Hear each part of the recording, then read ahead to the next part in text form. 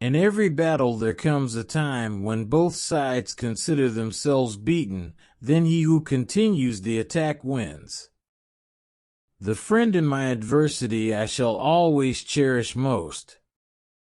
I can better trust those who help to relieve the gloom of my dark hours than those who are so ready to enjoy with me the sunshine of my prosperity. The art of war is simple enough. Find out where your enemy is. Get at him as soon as you can. Strike him as hard as you can, and keep moving on. I have never advocated war except as a means of peace. My failures have been errors in judgment, not of intent. I know only two tunes, one of them is Yankee Doodle, and the other isn't. Leave the matter of religion to the family altar, the church, and the private school, supported entirely by private contributions. Keep the church and state forever separate. Hold fast to the Bible. To the influence of this book we are indebted for all the progress made in true civilization, and to this we must look as our guide in the future. Labor disgraces no man. Unfortunately, you occasionally find men who disgrace labor. Everyone has his superstitions. One of mine has always been, when I started to go anywhere, or to do anything, never to turn back or to stop until the thing intended was accomplished. I propose to fight it out on this line if it takes all summer. I have made it a rule of my life to trust a man long after other people gave him up, but I don't see how I can ever trust any human being again. No other terms than unconditional and immediate surrender. I propose to move immediately upon your works. There never was a time when, in my opinion, some way could not be found to prevent the drawing of the sword. I know no method to secure the repeal of bad or obnoxious laws so effective as their stringent execution. I have nothing to do with opinions. I deal only with armed rebellion and its aiders and abettors. I suffer the mortification of seeing myself attacked right and left by people at home professing patriotism and love of country who never heard the whistle of a hostile bullet. I pity them, and the nation depended on such for its existence. I am thankful, however, that, though such people make a great noise, the masses are not like them. Nations, like individuals, are punished for their transgressions. If you see the president, tell him from me that whatever happens there will be no turning back. Declare church and state forever separate and distinct, but each free within their proper spheres, and that all church property shall bear its own proportion of taxation. If men make war in slavish obedience to rules, they will fail. It was my fortune, or misfortune, to be called to the office of chief executive without any previous political training.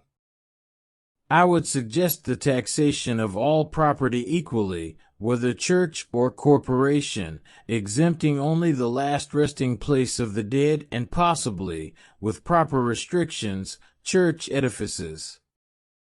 I appreciate the fact, and am proud of it, that the attentions I am receiving are intended more for our country than for me personally.